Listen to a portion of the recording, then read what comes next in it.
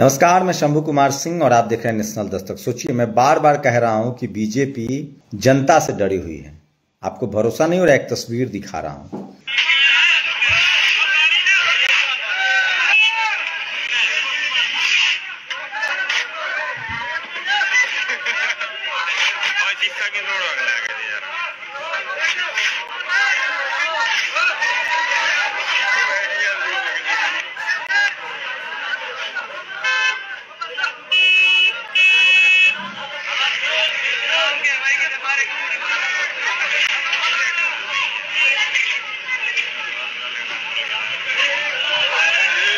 ये तस्वीरें हरियाणा की है, जहां से बीजेपी 10 सीटें जीत चुकी है। सोचिए, बीजेपी इतनी डरी हुई है, कांग्रेस ने पूरे देश के पार्टियों को लाइन लगा रखा है कि आपने कितना भी बड़ा स्कैम किया हो, हमारी पार्टी में आइए, बस शामिल हो जाइए।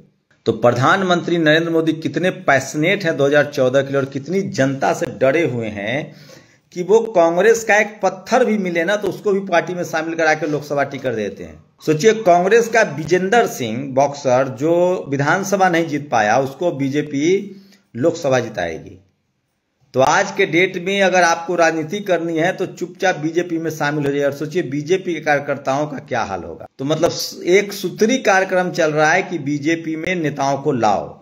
निर्मला सीतारमण ने तो यहां तक कह दिया कि हमारी पार्टी में कोई आ जाए। तो ये वीडियो मोन्टाज में जो आपने ये जो वीडियो मैंने आपको दिखाया, सोचिए किस तरह से हरियाणा में जहां 10 सीटें बीजेपी ने जीती थी, वहां जनता उसकी गाड़ी भी नहीं देखना चाह रही, पोस्टर फाड़े जा रहे हैं।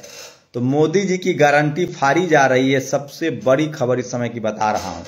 एक खबर तो दिखाऊंगा तो आप डर जाएंगे। सुना है जिन प्रोपगेंडा के पापा ने किसानों को हरियाणा और दिल्ली की सरहदों में घुसने नहीं दिया था, हरियाणा और पंजाब के किसान उन्हें अपने गांव में भी घुसने नहीं दे रहे हैं। वीडियो सिरसा का है। तो सोचिए, पंजाब और हरियाणा तो ऐसी बीजेपी के हाथ से गई, वो जितना तिकरमबाजी कर ले। उसने ओबीसी को सीएम बनाया है, आपको पता ही है, खट्टर को हटा के।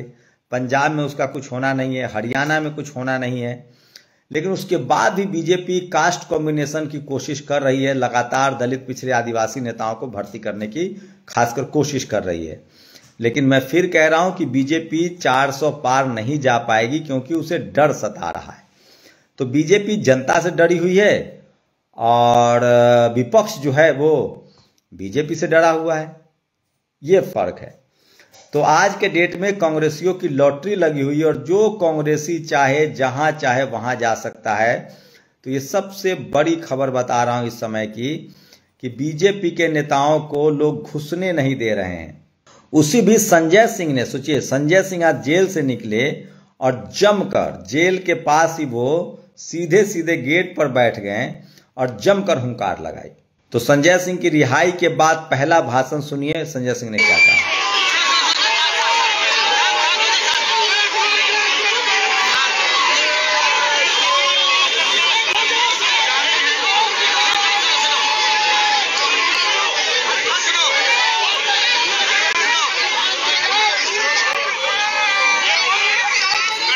तो संजय सिंह की ये हुंकार है। और 2 वीडियो और दिखा रहा हूं जो मेरे बगल में। सोचिए, जो लोग कह रहे हैं ना कि पैसे से चुनाव जीता सकता है पार्टी से, बाप डूंगरपुर बसवाड़ा की ये तस्वीरें देखिए।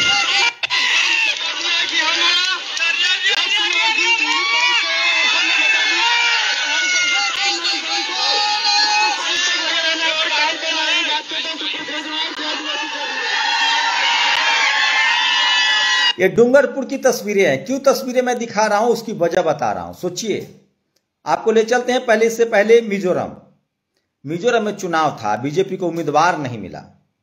वहां एक आईएएस जिन्होंने रिटायर लिया था, उन्होंने ट्राइबल समाज की उन्होंने पार्टी बनाई और चुनाव जीत लिया। ना बीजेपी ना कांग्रेस, क्योंकि उनका समाज एक साथ होकर पार्टी नहीं देखा, पैसा नहीं देखा, वोट देखा। मणिपुर में बीजेपी को उम्मीदवार नहीं मिला। और सोचिए, रोत एमएलए याद है, बाप ने कैसे चुनाव पार्टी बनाई है। बाप सोचिए, ट्राइबल की पार्टी है और वो चुनाव जीत रहे हैं। तो सोचिए, मैं इसीलिए कह रहा हूं, बहुजन समाज के लोगों को पैसे से नहीं, आपको समझना पड़ेगा, आपको एकजुट होकर वोट देना पड़ेगा। और अगर आप एकजुट होकर वोट नहीं देंगे तो ये आपकी नुकसान है। इसलिए मैं कह रहा हूं, कांग्रेस और बीजेपी में अंतर क्या है। जो सारे कांग्रेसी पहले थे, जैसी बीजेपी सत्ता में आई तो बीजेपी हो गए, जैसे ही कांग्रेस सत्ता में आएगी तो ये कांग्रेस हो जाएंगे, आपके मुद्दे वहीं रह जाएंगे। तो इसीलिए मैं कह रहा हूं कि बहुजन समाज को सीखना चाहिए आदिवासी समाज की एकजुटता से, और आदिवासी समाज पूरी तरह से एकजुट है। और जैसे ही बहुजन समाज एकजुट होगा, ये देखिए डूंगरपुर बांसवाड़ा की जनता,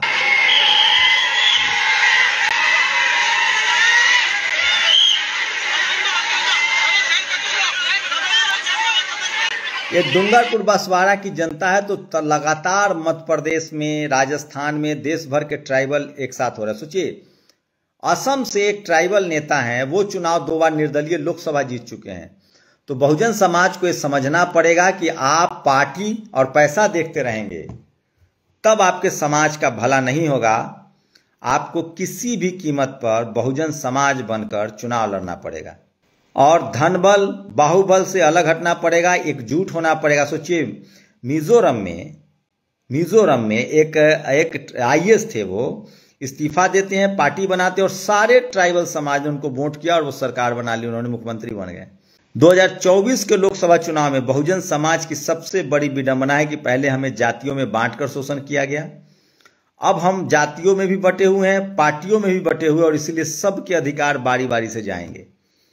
नाव में छेद है और हम पोटली लेके बैठे हुए हैं। जो बहुजन जहां से जीत रहा है, बस शर्त इतनी है कि वो बहुजन अधिकारों को लेकर सचेत है कि नहीं, और वो किस पाले में है ये भी आपको देखना है।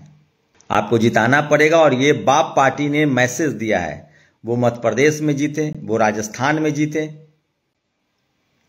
ये सबसे बड़ा सवाल है। तो ये जीत की गारंटी है बहुजन समाज की।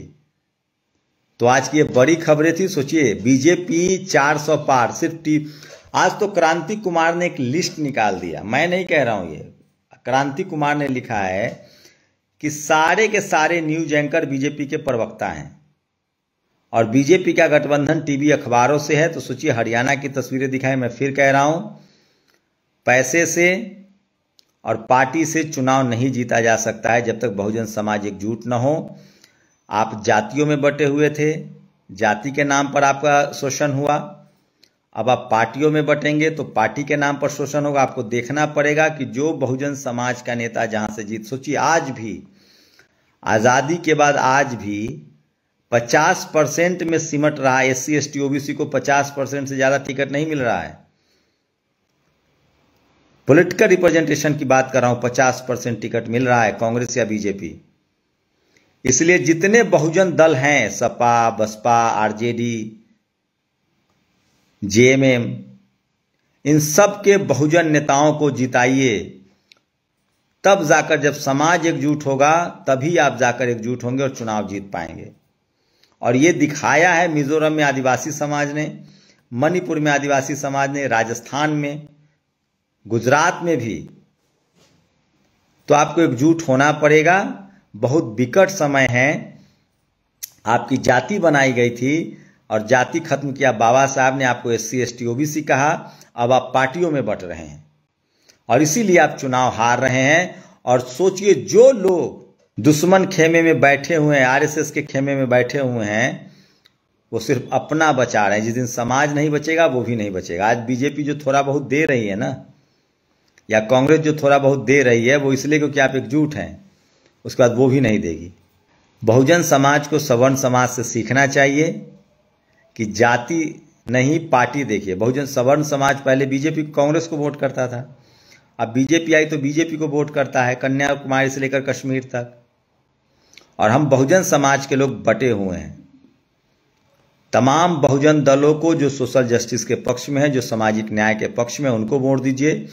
और उससे भी इम्पोर्टेंट वो तमाम लोग, चाहे प्रोफेसर रतन लाल हो, लक्ष्मण यादव हो, डॉक्टर रितु हो, रोहित वेमुला की माँ हो, वो तमाम सोशल पॉलिटिकल क्रूसीडर जो चुनाव लड़ रहे हैं, उनको आप वोट दीजिए ताकि आपकी आने वाली नस्लें राजनीति में भी आए और चुनाव भी लड़े। ये कहना कि सिर्फ पैसे से चुनाव जीता जा सकता है, ये ठीक नहीं। और सोचिए, पार्टी को जब कांग्रेस और बीजेपी ने आज तक इस देश में कभी किसी बहुजन को मजबूत नहीं होने दिया, तो सोचिए, ये मैं बता, बिहार में RJD मजबूत है, लड़ रही है, गठबंधन है, बहुत अच्छा टिकट बांटा है, लेकिन वैशाली में तो बहुजन चलेगा क्योंकि वहां 75 साल से बहुजन नहीं आया है, तो इस बार तो आएगा, लिख लीजिए। तो ये बड़ा मैसेज है। बाप पार्टी जो है, बाप पार्टी ने बड़ा मैसेज दिया। और मैं फिर कह रहा हूं, बीजेपी आपके दिमाग को कमजोर कर रहा है। वो कह रहा है, टीवी अखबार कह रहा है कि 400 पार, सच्चाई नहीं है। अगर 400 पार होता तो एक एक कांग्रेसी को भाजपाई नहीं बनाया जाता, दूसरे दलों के नेताओं को अपने पास नहीं लाया जाता। आप समझिए, टीवी अखबार उनका है, इसलिए वो उसकी भाषा बोल रहे हैं। बहुजन समाज को सचेत रहना पड़ेगा और मिली जुली सरकार बनाइए। सड़क का नेता चुनिए जो संसद में जाके आपकी आवाज उठाए और मिली जुली सरकार बनाइए। मान्यवर साहब कहते थे, मिली जुली सरकार जनता के पक्ष में होती है। जब बीपी सिंह की सरकार थी मिली जुली, तब बाबा साहब को भारत रत्न मिला, तब मंडल कमीशन की सिफारिशें लागू हुई। जब यूपीए 1 मिली जुली सरकार थी, तब ओबीसी को स्कूल कॉलेज में आरक्षण मिला। इसलिए मिली जुली सरकार मतलब बहुजन की सरकार। मजबूत नहीं मजबूर सरकार चुनिए। और राजनीति सिर्फ पैसे से होती तो मान्यवर साहब, रामविलास पासवान, लालू यादव, मायावती जी सत्ता में नहीं आती। इसलिए बहुजन नेताओं को उनके काम पर चुनिए। और ट्राइबल समाज ने बड़ा मैसेज दिया है, बाप पार्टी ने मैसेज दिया है, मिजोरम में मैसेज आया है कि किस तरह से लगातार। तो आप लोग अपनी प्रतिक्रिया जरूर दीजिए, आपकी प्रतिक्रिया बहुत जरूरी है। और सोचिए कि आप अपने नस्लों का फायदा देखिए कि आपका आरक्षण कौन बचा रहा है, आपका संवैधानिक अधिकार कौन बचा रहा है, पीएसयू कंपनियां कौन बचा रहा है।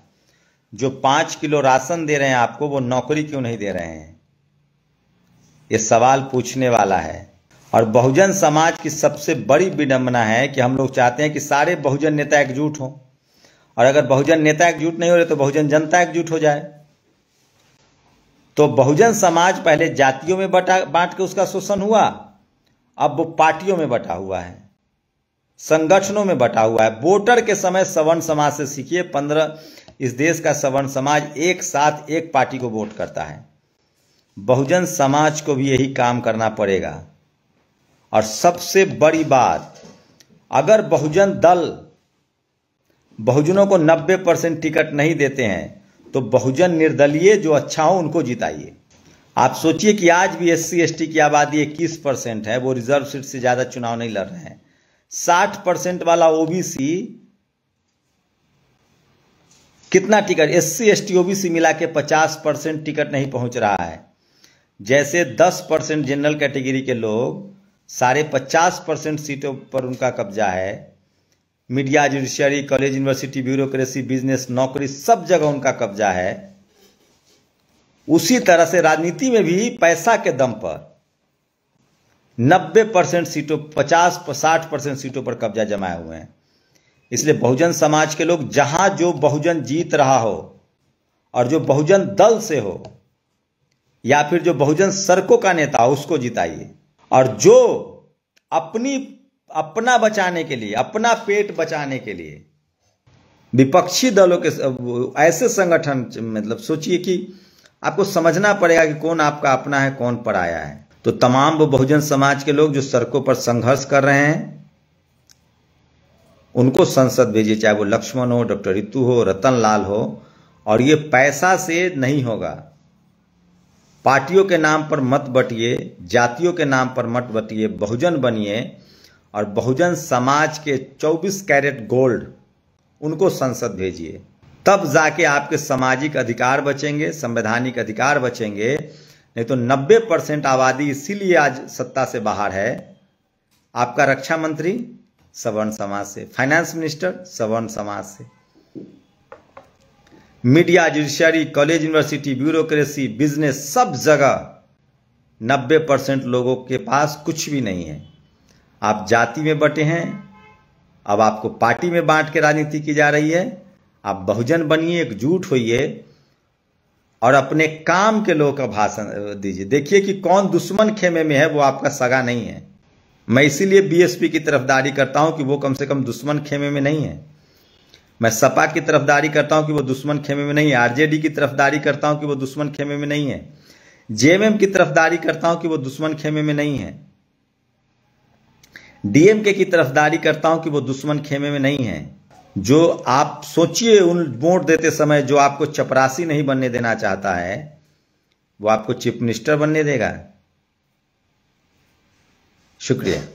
नेशनल दस्तक की आपसे गुजारिश है कि अगर इसको बचाना चाहते हैं तो नेशनल दस्तक को सब्सक्राइब करने के लिए रेड कलर के सब्सक्राइब बटन को दबाएं, फिर बेल आइकन की घंटी दबाएं। नेशनल दस्तक को बचाने के लिए बहुत जरूरी है कि हर खबर को शेयर करें, लाइक करें, कमेंट जरूर करें।